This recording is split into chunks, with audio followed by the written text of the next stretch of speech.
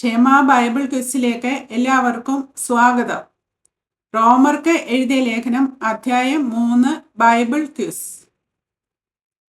പൗലോസ് 3-ാം അധ്യായത്തിന്റെ ആരംഭത്തിൽ ചോദിക്കുന്ന 2 ചോദ്യങ്ങൾ ഏതെല്ലാം? യഹൂദന് എന്ത് വിശേഷത?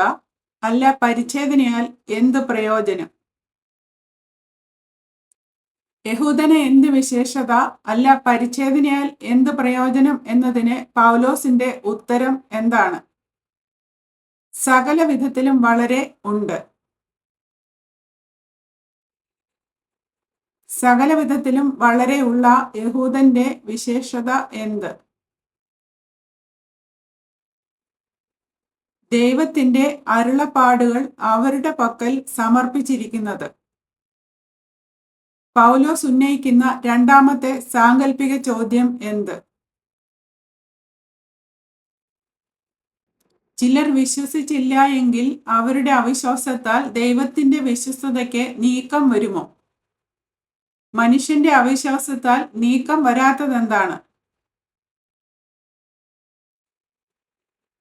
ദൈവത്തിന്റെ വിശ്വസ്തത.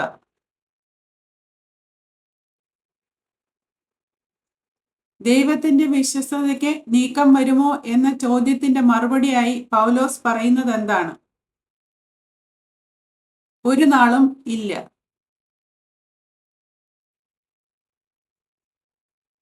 ചിലർ വിശ്വസിച്ചില്ല എങ്കിൽ അവരുടെ അവിശ്വാസത്താൽ ദൈവത്തിന്റെ വിശ്വസ്തതയ്ക്ക് നീക്കം വരികയില്ല എന്ന് സമർത്ഥിക്കാൻ പൗലോസ് പരാമർശിക്കുന്ന സങ്കീർത്തന ഉദ്ധരണി ഏത്? നിന്റെ വാക്കുകളിൽ നീ നീതീകരിക്കപ്പെടുവാനും നിന്റെ ന്യായവിസ്താരത്തിൽ ജയിപ്പാനും എന്ന് എഴുതിയിരിക്കുന്നു. സങ്കീർത്തന ഉദ്ധരണിയിൽ പറയുന്നത് പോലെ നീ, അതായത് ദൈവം, എന്തിൽ നീതീകരിക്കപ്പെടും? നിന്റെ, അതായത് ദൈവത്തിന്റെ വാക്കുകളിൽ. സങ്കീർത്തന ഉദ്ധരണിയിൽ പറയുന്നത് പോലെ നീ, അതായത് ദൈവം, എന്തിൽ ജയിക്കും? ന്യായവിസ്താരത്തിൽ.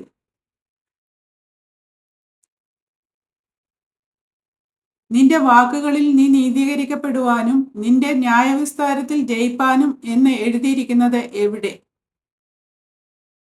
സങ്കീർത്തനങ്ങൾ 51-ാം അധ്യായം 4-ാം വാക്യം. നിന്റെ വാക്കുകളിൽ നീ നീതീകരിക്കപ്പെടുവാനും നിന്റെ ന്യായവിസ്താരത്തിൽ ജയിപ്പാനും എന്ന് എഴുതിയിരിക്കുന്നത് പോലെ ദൈവം ആരാണ്? സത്യവാൻ.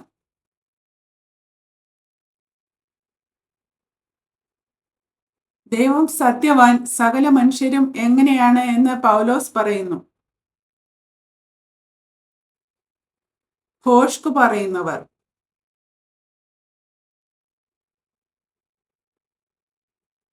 നമ്മുടെ അനീതി ദൈവത്തിന്റെ നീതിയെ പ്രസിദ്ധമാക്കുന്നുവെങ്കിൽ വരുന്ന എതിർപ്പ് എന്ത്?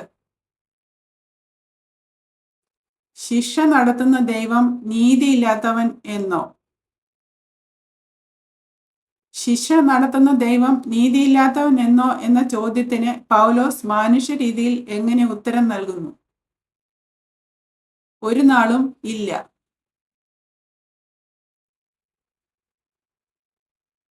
ശിക്ഷ നടത്തുന്ന ദൈവം നീതിയില്ലാത്തവൻ എന്ന് അവിശ്വസിക്കുന്നവരോട് പൗലോസ് ചോദിക്കുന്ന ചോദ്യം എന്താണ്? നീതിയില്ലാത്തവനെങ്കിൽ ദൈവം ലോകത്തെ എങ്ങനെ വിധിക്കും? ദൈവത്തിന്റെ സത്യം മനുഷ്യന്റെ ഭോഷ്കിനാൽ എന്തിനായി അധികം തെളിവാകുന്നു? ദൈവത്തിന്റെ മഹത്വത്തിനായി. ദൈവത്തിന്റെ സത്യം മനുഷ്യന്റെ ഭോഷ്കിനാൽ ദൈവത്തിന്റെ മഹത്വത്തിനായി അധികം തെളിവായി എങ്കിൽ മനുഷ്യന് എന്ത് ചോദ്യം ചോദിക്കാൻ കഴിയും? എന്നെ പാപി എന്ന് വിധിക്കുന്നതെന്ത്?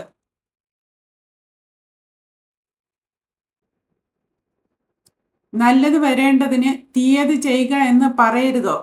പൗലോസ് അങ്ങനെ പറയുന്നു എന്ന് ചിലർ പൗലോസിനെ ദൂഷിച്ചു പറയുന്നത് ഏത് തർക്ക വിഷയത്തിൽ നിന്ന് ഉണ്ടായി? ദൈവത്തിന്റെ സത്യം മനുഷ്യന്റെ ഭോഷ്കിനാൽ ദൈവത്തിന്റെ മഹത്വത്തിനായി അധികം തെളിവായി എങ്കിൽ എന്നെ പാപി എന്ന് വിധിക്കുന്നതെന്ത് എന്ന തർക്ക വിഷയത്തിൽ നിന്ന്. നല്ലത് വരേണ്ടതിന് തീയത് ചെയ്യുക എന്ന് പൗലോസ് പറയുന്നു എന്ന് ദുഷിച്ചു പറയുന്നവരെ പറ്റി പൗലോസ് എന്താണ് പറയുന്നത്? ഇവർക്ക് വരുന്ന ശിക്ഷാവിധി നീതിയുള്ളത് തന്നെ. ആരെല്ലാം ഒരുപോലെ പാപത്തിന് കീഴാകുന്നു?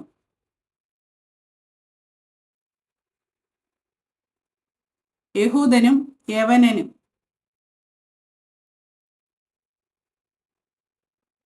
ആരുമില്ല, ഒരുത്തൻ പോലും ഇല്ലാത്തത് ആര്?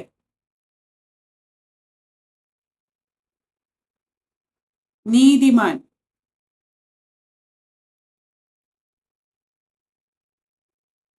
യഹൂദന്മാരും യവനന്മാരും ഒരുപോലെ പാപത്തിൻ കീഴാകുന്നു എന്നതിനാൽ മനുഷ്യനിൽ എങ്ങനെയുള്ളവർ ആരുമില്ല. നീതിമാൻ ആരുമില്ല, ഒരുത്തൻ പോലുമില്ല. ഗ്രഹിക്കുന്നവൻ ഇല്ല, ദൈവത്തെ അന്വേഷിക്കുന്നവനും ഇല്ല.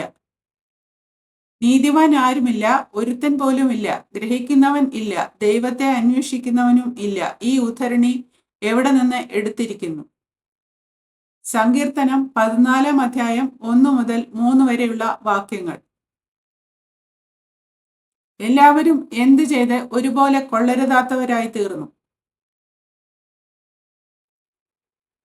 വഴിതെറ്റി.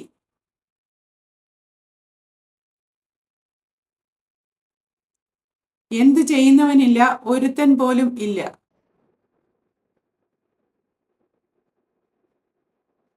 നന്മ ചെയ്യുന്നവനില്ല, ഒരുത്തൻ പോലും ഇല്ല. പാപത്തിൻ കീഴാകുന്നവരുടെ തൊണ്ടയെ എന്തിനോടാണ് ഉപമിക്കുന്നത്? തുറന്ന ശവക്കുഴിയോട്. പാപത്തിൻ കീഴാകുന്നവർ എന്തുകൊണ്ട് ചതിക്കുന്നു?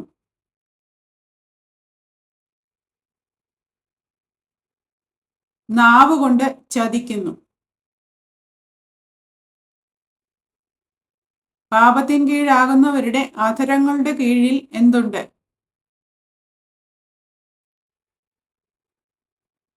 സർപ്പവിഷം.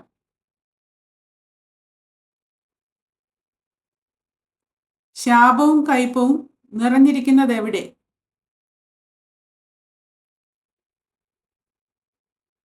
മനുഷ്യരുടെ വായിൽ.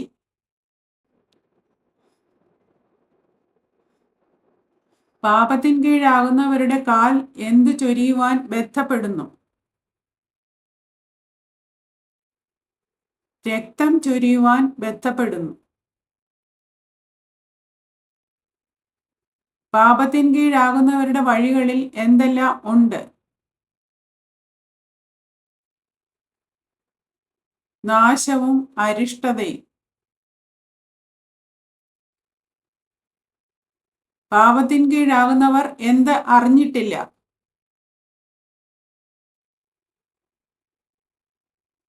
സമാധാന മാർഗം അവർ അറിഞ്ഞിട്ടില്ല. പാപത്തിൻ കീഴാകുന്നവരുടെ ദൃഷ്ടിയിൽ ഇല്ലാത്തത് എന്താണ്? ദൈവഭയം.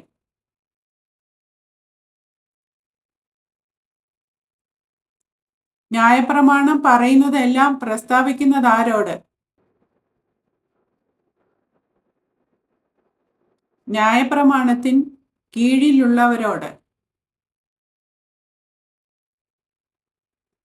ഏതു വായും അടഞ്ഞ് സർവ്വലോകവും ദൈവസന്നിധിയിൽ ശിക്ഷായോഗ്യമായി തീരേണ്ടതിന് പ്രസ്താവിക്കപ്പെട്ടത് എന്താണ്? ന്യായപ്രമാണം.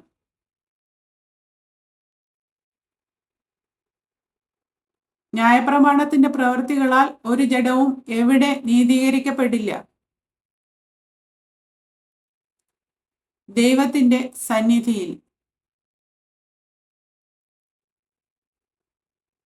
ന്യായപ്രമാണത്താൽ എന്താണ് വരുന്നത്?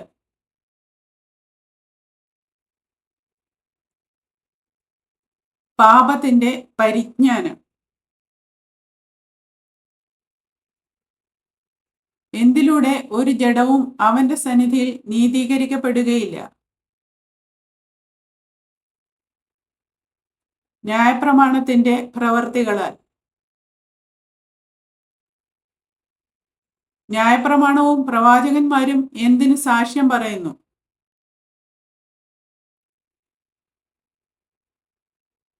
വിശ്വസിക്കുന്ന എല്ലാവർക്കും യേശുക്രിസ്തുവിങ്കലെ വിശ്വാസത്താലുള്ള ദൈവനീതിക്ക്. ന്യായപ്രമാണം കൂടാതെ വെളിപ്പെട്ടു വന്നിരിക്കുന്നതെന്ത്?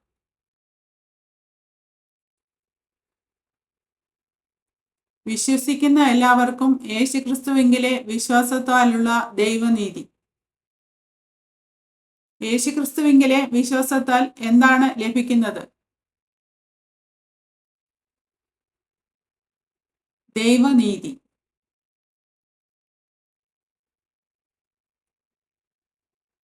പാപം ചെയ്ത് ദൈവതേജസ് ഇല്ലാത്തവരായി തീർന്നത് ആരാണ്? എല്ലാവരും, അതായത് യഹൂദന്മാരും യവനന്മാരും ഒരുപോലെ. എല്ലാവരും എന്ത് ചെയ്ത് ദൈവതേജസ് ഇല്ലാത്തവരായി തീർന്നു? പാപം ചെയ്ത്.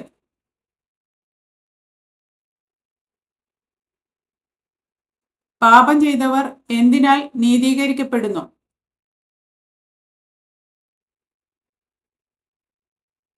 യേശുക്രിസ്തുവിങ്കലെ വീണ്ടെടുപ്പ് മൂലം സൗജന്യമായി. നീതീകരിക്കപ്പെടുന്നത് സാധ്യമാക്കിയത് എന്താണ്?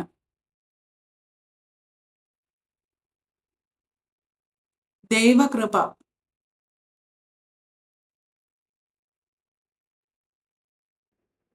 ദൈവകൃപയാൽ ക്രിസ്തു യേശുവിങ്കലെ എന്തുമൂലം സൗജന്യമായി നീതീകരിക്കപ്പെടുന്നു? ക്രിസ്തു യേശുവിങ്കലെ വീണ്ടെടുപ്പ് മൂലം. യേശുവിനെ ആരാണ് പരസ്യമായി നിർത്തിയത്?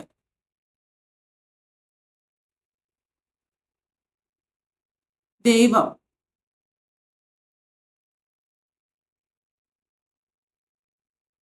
യേശുക്രിസ്തു എങ്ങനെയാണ് പാപത്തിന് പ്രായശ്ചിത്തം നടത്തിയത്? തന്റെ രക്തം മൂലം.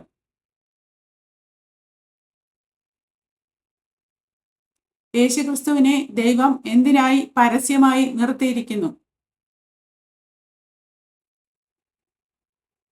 വിശ്വസിക്കുന്നവർക്ക് യേശുക്രിസ്തു തന്റെ രക്തം മൂലം പ്രായശ്ചിത്തമാകുവാൻ.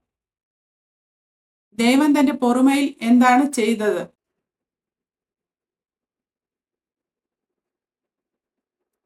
മുൻകഴിഞ്ഞ പാപങ്ങളെ ശിക്ഷിക്കാതെ വിട്ടു. ദൈവം ആരെയാണ് നീതീകരിക്കുന്നത്?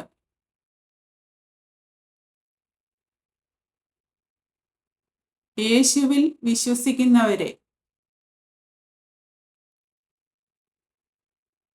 പ്രശംസ പോയത് ഏതു മാർഗത്താൽ?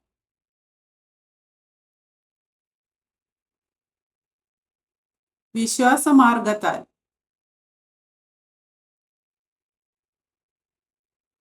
മനുഷ്യൻ എന്തുകൂടാതെ വിശ്വാസത്താൽ നീതീകരിക്കപ്പെടുന്നു? ന്യായപ്രമാണത്തിന്റെ പ്രവൃത്തി കൂടാതെ. ദൈവം ആരുടെയെല്ലാം ദൈവം ആകുന്നു?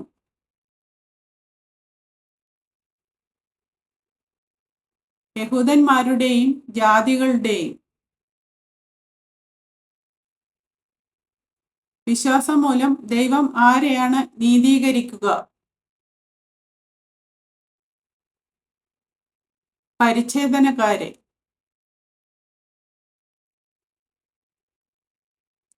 വിശ്വാസത്താൽ ദൈവം ആരെയാണ് നീതീകരിക്കുക?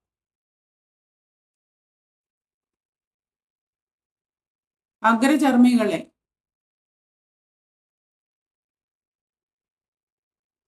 വിശ്വാസത്താൽ നാം ന്യായപ്രമാണത്തെ എന്തു ചെയ്യുന്നു?